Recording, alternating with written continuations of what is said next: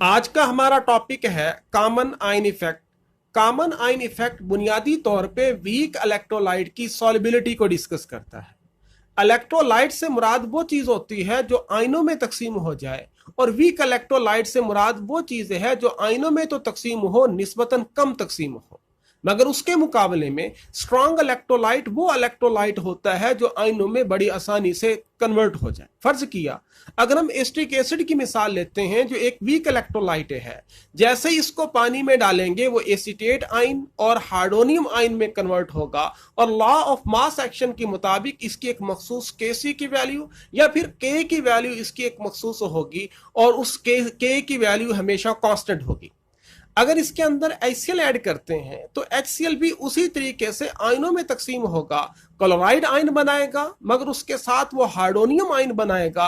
हार्डोनियम ion HCl से भी बन रहे हैं, हार्डोनियम आयन एस्टिक एसिड से भी बन रहे हैं, दोनों हार्डोनियम आयन एक जैसे हैं। सिस्टम यही महसूस करेगा कि ज्यादा हार्डोनियम आयन होने की वजह से एस्टिक एसिड जो होगी इसकी K की वैल्यू अगर बढ़ने की कोशिश करेगी तो ये सिस्टम रिवर्स में जाएगा उसकी K की वैल्यू को मेंटेन रखने के लिए। दूसरे लफ्जों में स्ट्रॉन्ग इलेक्ट्रोलाइट जब डालेंगे तो ये तो बतदरीज आयनों में तकसीम होगा, इसकी आयनाइजेशन में इजाफा होता जाएगा, जबकि उसके मुकाबले में जो वीक इलेक्ट्रोलाइट है उसकी आयनाइजेशन बतदरीज कम होती जाएगी। यानी दूसरे लफ्जों में the decrease in degree of dissociation of a weak electrolyte by the addition of a strong electrolyte having a common ion is called common ion effect. अगर हम कॉमन आयन इफेक्ट की एप्लीकेशंस की तरफ जाएं तो उसकी पहली एप्लीकेशन है purification of crude sodium chloride.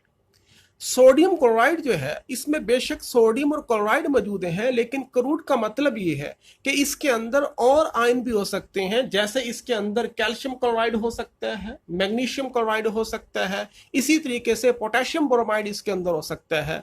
अगर हम इसको प्योर करना चाहते हैं तो हम इसका सैचुरेटेड वाटर के अंदर सोल्यूशन बनाएंगे, उस सोल्यूशन को नाम देंगे ब्राइन सोल्यूशन।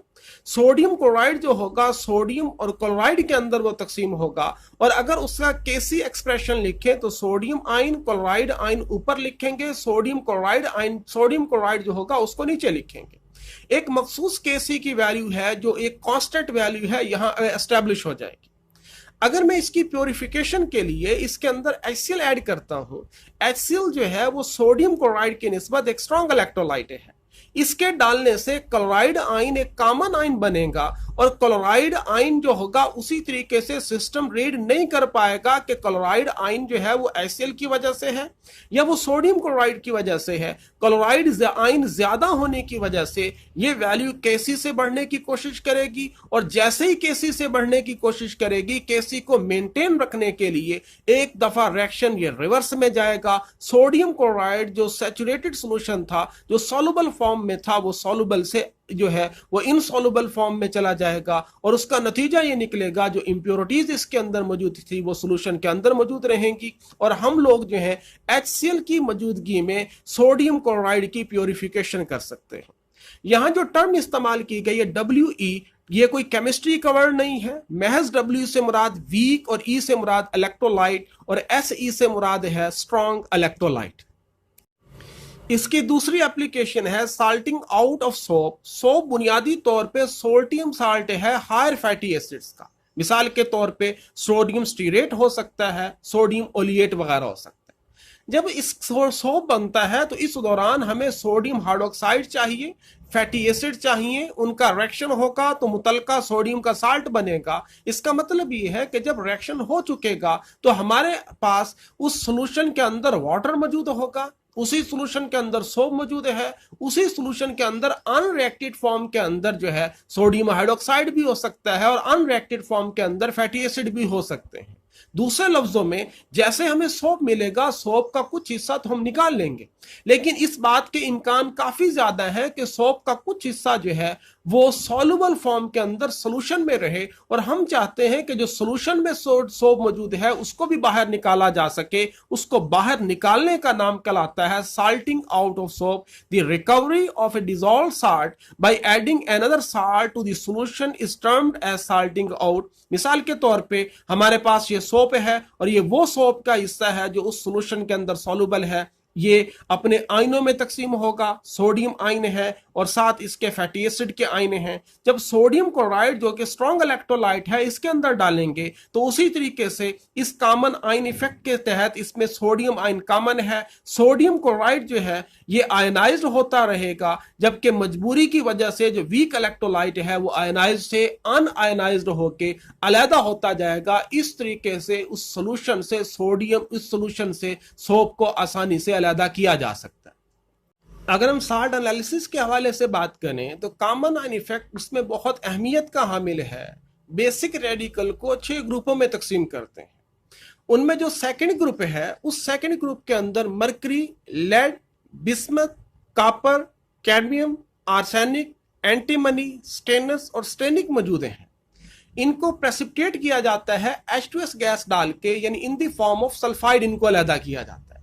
मगर एक प्रॉब्लम ये है कि इनके सल्फाइड जो हैं वो वाटर के अंदर इनसॉल्युबल है, जबकि उसके मुकाबले में जो चौथे ग्रुप के रेडिकल्स हैं उनके सल्फाइड भी जो हैं वो बनते हैं और उनकी सॉल्युबिलिटी भी पानी के अंदर कम है। दूसरे लफ्जों में इस बात का इम्कान है कि दूसरा ग्रुप और चौथे ग्रुप दोनों के सल्फाइड जो होंगे वो सेपरेट हो जाएंगे और नतीजा ये निकलेगा कि हमें पता नहीं चल पाएगा कि हमारे पास दूसरे ग्रुप के रेडिकल मौजूद हैं या फिर चौथे ग्रुप के मौजूद हैं।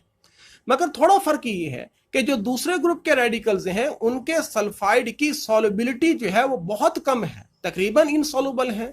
उनका सॉल्युबिलिटी प्रोडक्ट बहुत कम है, जैसे ही बनेंगे इनसॉल्युबल हो जाएंगे। जबकि उसके मुकाबले में जो चौथा ग्रुप है उसके सल्फाइड की सॉल्युबिलिटी निस्बतन ज्यादा है, वो बनने के बाद पानी के अंदर या सोल्यूशन में हल रहेंगे, उनका जो सॉल्युबिलिटी प्रोडक्ट है वो निस्बतन ज्यादा है। लिहाजा अगर हम ऐसे हालात पैदा कर दें कि सल्फाइड आयन की तादाद को कम कर दें ताकि अगर सल्फाइड बनते हैं तो निस्बतन थोड़े बने, उससे यह होगा कि सिर्फ सेकंड ग्रुप प्रेसिपिटेट होगा और अगर चौथा ग्रुप मौजूद भी है तो क्योंकि उसकी सॉल्युबिलिटी प्रोडक्ट निस्बतन ज्यादा है, उसकी निस्बतन सॉल्युबिलिटी ज्यादा है, वो बन जाएगा मगर वो उस सोल्यूशन के अंदर हल रहेगा और उससे हमें किसी किस्म की परेशानी नहीं होगी।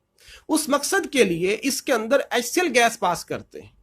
H2S जो है वो वीक इलेक्ट्रोलाइट है, वो हाइड्रोजन आयन में कन्वर्ट होगा, साथ सल्फाइड में कन्वर्ट होगा और जैसे उसके अंदर HCl ऐड करेंगे, HCl स्ट्रॉन्ग इलेक्ट्रोलाइट है, वो भी हाइड्रोजन आयन और क्लोराइड आयन में तकसीम होगा। दोनों में H आयन कॉमन है। स्ट्रॉन्ग इलेक्ट्रोलाइट की मौजूदगी में वीक इलेक्ट्रोलाइट रिवर्स में जाएगा, वो आयनाइज्ड से अनआयनाइज्ड फॉर्म में जाएगा, सल्फाइड आयन की तादाद कम होगी। तो इसका मतलब यह है कि सिर्फ सेकंड ग्रुप ही प्रेसिपिटेट हो पाएगा और अगर चौथा ग्रुप मौजूद भी है तो वो हमें किसी किस्म का कोई इंटरफेरेंस जो है वो पैदा नहीं करेगा।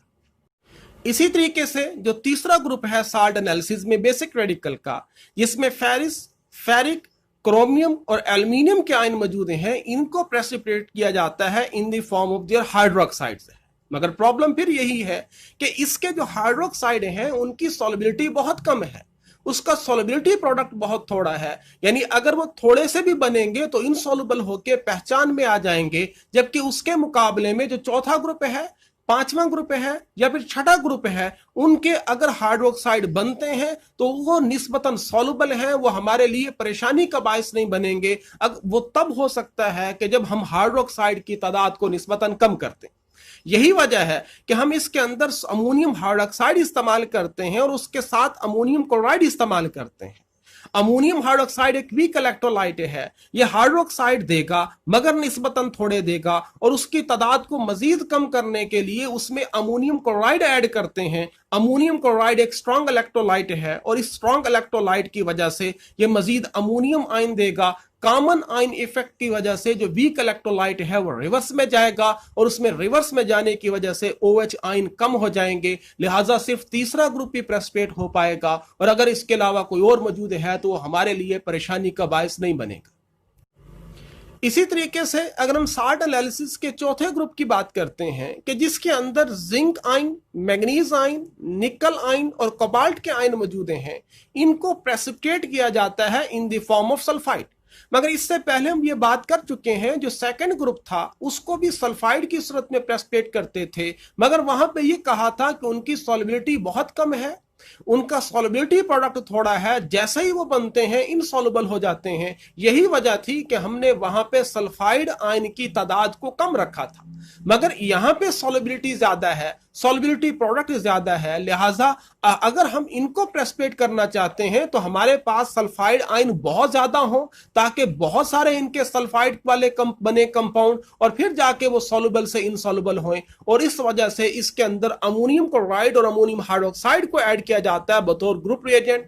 अमोनियम हाइड्रोक्साइड जो होगा वो अमोनियम आयन में और हाइड्रोक्साइड में कन्वर्ट होगा, और फिर इसके अंदर मजीद ऐड करेंगे हाइड्रोजन सल्फाइड। हाइड्रोजन सल्फाइड जो होगा वो H आयन और सल्फाइड आयन में कन्वर्ट होगा। एक साइड पे H आयन है, दूसरी साइड पे OH आयन है, ये दोनों आपस में मिलकर वाटर बना देंगे। दूसरे लफ्जों में ये रिएक्शन बहुत तेजी से फॉरवर्ड जाएगा, क्योंकि इसके अंदर जो है बहुत स्टेबल कंपाउंड वाटर बन रहा है, तो लिहाजा ज्यादा से ज्यादा जो होंगे इससे सल्फाइड आयन जनरेट होंगे, ज्यादा इसके जो है वो सल्फाइड वाले कंपाउंड बनेंगे, और इस तरीके से इसको जो है वो डिटेक्ट किया जा सकता है। इसी तरीके से अगर हम पांचवें ग्रुप की बात करते हैं तो उस जिसमें कैल्शियम, स्ट्रोंशियम और बेरियम रेडिकल्स मौजूद हैं, इनको प्रेसिपिटेट किया जाता है in the form of carbonate. इनके कार्बोनेट की सॉल्युबिलिटी ना होने के बराबर है, सॉल्युबिलिटी प्रोडक्ट बहुत थोड़ा है, जैसे ही बनेंगे ये इनसॉल्युबल हो जाएंगे। मगर एक प्रॉब्लम ये है कि इसी के साथ मिलता जुलता एक रेडिकल मैग्नीशियम है जो छठे ग्रुप में मौजूद है। अगर कार्बोनेट निस्बतन ज्यादा बनेंगे तो मैग्नीशियम कार्बोनेट बनके वो भी इनसॉल्युबल हो जाएगा। बहरहाल मैग्नीशियम कार्बोनेट की सॉल्युबिलिटी निस्बतन ज्यादा है इन कैल्शियम, स्ट्रोंशियम और बेरियम के लिहाज से, लिहाजा हम चाहेंगे कि कार्बोनेट बने जरूर, मगर उन कार्बोनेट की तादाद जो है वो कम रहनी चाहिए। अगर मैग्नीशियम मौजूद भी है तो वो अलहदा नहीं होना चाहिए, लिहाजा उनकी तादाद को कम करने के लिए अमोनियम कार्बोनेट इस्तेमाल करते हैं, जो हमें अमोनियम और कार्बोनेट आयन प्रोवाइड करता है, और इसी के अंदर अमोनियम क्लोराइड डालते हैं जो कि एक स्ट्रॉन्ग इलेक्ट्रोलाइट है। ये हमें अमोनियम आयन देगा, क्लोराइड आयन देगा, दोनों में अमोनियम आयन कॉमन है, तो इस वजह से स्ट्रॉन्ग इलेक्ट्रोलाइट की मौजूदगी में वीक इलेक्ट्रोलाइट रिवर्स में जाएगा, और नतीजा ये निकलेगा कि कार्बोनेट आयन जनरेट जरूर होंगे मगर उनकी तादाद बहुत थोड़ी रहेगी। इसी तरीके से इसकी एक एप्लीकेशन है reduction in solubility of ionic compounds. फर्ज किया कि पानी के अंदर कैल्शियम फ्लोराइड मौजूद है जो कि बहुत थोड़ी मिकदार में सॉल्युबल है। अगर हम ये चाहते हैं कि ये भी मौजूद ना रहे तो इसके अंदर अगर हम सोडियम फ्लोराइड डाल दें, सोडियम फ्लोराइड एक स्ट्रॉन्ग इलेक्ट्रोलाइट है कैल्शियम फ्लोराइड की निस्बत, ये सोडियम आयन में और फ्लोराइड आयन में कन्वर्ट होगा, और नतीजा ये निकलेगा कि कॉमन आयन इफेक्ट के जरिए कैल्शियम फ्लोराइड सॉल्युबल से इनसॉल्युबल में चला जाएगा, और इस तरीके से जो थोड़ा बहुत सॉल्युबल था उसको भी सेपरेट किया जा सकता है।